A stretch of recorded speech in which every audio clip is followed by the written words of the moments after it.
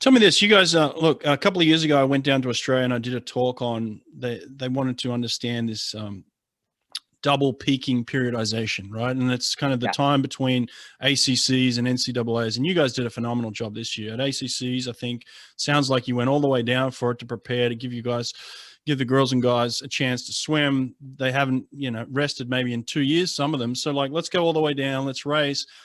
Then you go into NCAAs, you're the number one seed in multiple events, and then you outswim your seeds, which is extremely difficult to do. I don't think people understand how tough that is. But just in terms of just what you know, what you can share, what you've learned, what you think is useful. Because like I said, I went down to Australia and they're really interested in taking their trials from 6 months out of the Olympics to about 5 weeks out. And they were just trying to take in information. So I shared some stuff and you and I can have a conversation.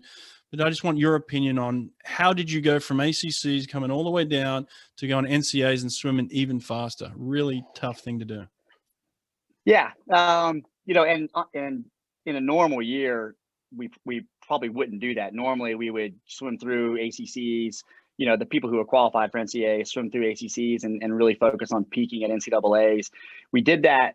So we went all in for ACCs for both the men and the women this year. And we really made that decision about maybe 6 weeks before ACCs. We weren't going to. We were gonna train through ACCs and put everything into NCAAs. And then I started questioning whether we were going to have NCAAs. Yeah, sure. I began to be really confident we were going to have ACCs, but I didn't, and there was uncertainty still around NCAAs. And so, we talked to the team and we were like, look, we don't know if we're going to have NCAAs. And like you said, I'd hate for you to go 2 years without a taper meet. Paige Madden, for example, didn't get a taper meet last year. Kate Douglas didn't get a taper meet. A lot of our girls especially didn't taper for ACCs last year, focusing on NCAAs. And I said, look, let's go all in. And then if we have NCAAs, we'll deal with it. We'll figure it out. We can handle it. And then, the more, we start thinking about it, every year we have people who have tapered for ACCs and then retapered for NCAAs, and they've gone there and they've been even faster. Yeah. And so even with our top end athletes, we weren't really too concerned about it because we've been able to do it.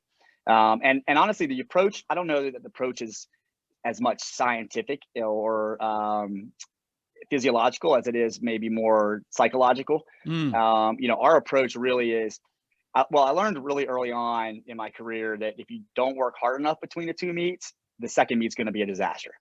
Okay, right. That's I think the number one key. So you go straight back to heavy work, or how long do you take off between the meets?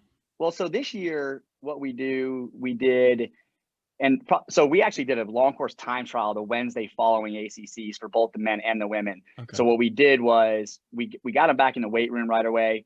We got back to dry land right away on Monday after ACC. So they raced Saturday, they have Sunday off. We went right back to it on Monday. We just singled the Monday. We singled on Tuesday. So usually what we do is Monday, Tuesday, we kind of flush out and we just, it's nothing killer. We just do, 5,000 or 6,000 aerobic for everybody just to flush the meets out. But we get right back into the weight room and dry land. And then back half of the week, Wednesday, Thursday, we start hammering. So I think we singled Monday, Tuesday, Wednesday, we doubled Thursday, Friday, and then trained on Saturday. But once we got through Wednesday, we really, like Thursday, we started cranking pretty hard. Kind of like more like what we call Rocktober type training. Right. So you really get into it. Oh yeah. Yeah. Okay. It's pretty intense. Some people, higher volume than others, but it's some pretty intense training. And we probably did that for the women. We were probably that high, on intensity, probably for a week and a half to 2 weeks. Okay. How long do you have in between the meets? It's about 4 weeks, is it? Well, it's 4 weeks from start date to start date. So, okay, right. But really, by the time you get done with ACCs, that Monday after ACCs, you're leaving 3 weeks later. Okay, 3 weeks, yeah. So you have like 3 weeks and 2 days of training to prepare. So you smash it for about 10 days of that 3 weeks is hardcore work for about 10 days. Yeah. Okay. And then even the week before NCAAs is still pretty intense, but we might back down and drop a practice or two. Right. And we're in the weight room all the way through the Friday before NCAAs as well. Do you then, so your second full rest would be shorter than your first full rest? Significantly. Okay, sure. Significantly. And some people need less rest than others, obviously, right? Like some people don't need some people might need a couple of days, some people might need a week.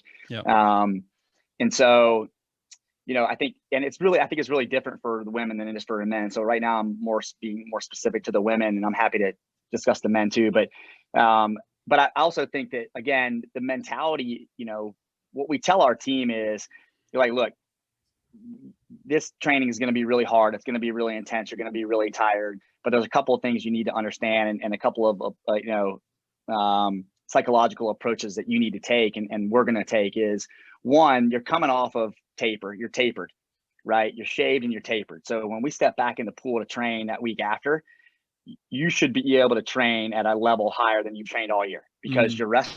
Right.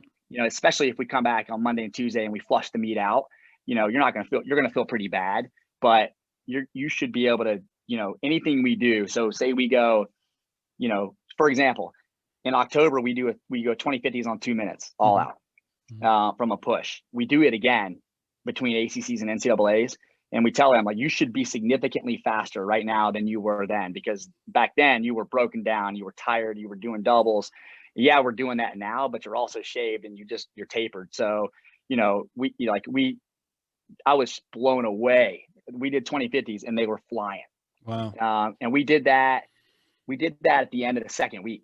So they had already been doing doubles and cranking, and we went 20/50s. And for example, Kate Douglas pushed 22 20 times in the 53. Actually, I lied. She went 23-0 on the first one. And I was like, holy cow, I've never seen anybody do that before. We had girls pushing 25s on 20/50s backstroke and butterfly, and girls going 29s on 50 breaststrokes for 20/50s in a row. So, the mentality is it's only 3 weeks. You got to train at a higher level these 3 weeks than you have the entire year. And if you do that, then your body's just gotten used to being faster than it's been all year. You'll be able to go to NCAAs and be faster. Yeah, and that's where the psychology comes into it too. They see themselves, they hear it, they feel it. It's like, oh yeah, it's working. So that's a good thing. Tell me this: why'd you pick the 2 minutes? I mean, intervals. Everyone's always funny about their intervals, but why 2 minutes specifically? I don't know. It's just what I have. There aren't very many sets that I repeat over the course of a year, or even from year to year, but there are maybe 5. And the 20/50s on 2 minutes is one that I do every single year, always in October.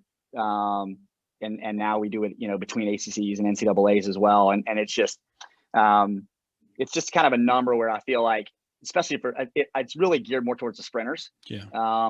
But actually this year I think almost our entire NCAA team did it all together, which was pretty cool too, because it was like, a bunch of people just swimming fast in practice, and there was a lot of energy, and music was pumping. It was fun, but it's just a number that I've used in the past that, like, when I think about sprinters, I'm like, all right, minute and a half is going to kill them and they probably aren't going to survive it. Yeah.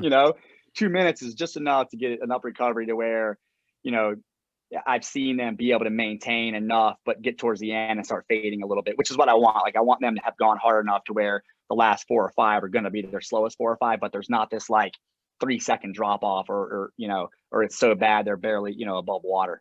And 2 minutes seems to be for sprinters anyway, seems to be a good amount of rest where, it's really, really hard, but they can maintain for 20/50s. Yeah. Sounds like she's pushing 22s. Yeah. But I want them to go really fast too. So if we did them on a minute or even a minute and a half, they're probably going to be a second, half a second to a second slower. And I've always been the type of coach that's been like, faster is better. So if I got to give you a little bit more rest, I'm gonna give you more rest, because I'd rather you swim really fast in practice than bury you. Yeah, I like that. Are they from a dive or push, did you say? Push. Okay. 22 from a push. That's impressive. Wow. Well, it's relative though. My watch is a little fast. No, man, look, 20, I can imagine look, she's fast as it is, but 22s, I could see her doing that. There's some kids out there that can train too. There's people that can smoke up the training pool and then transfer that into some racing. But that's awesome. Great to see.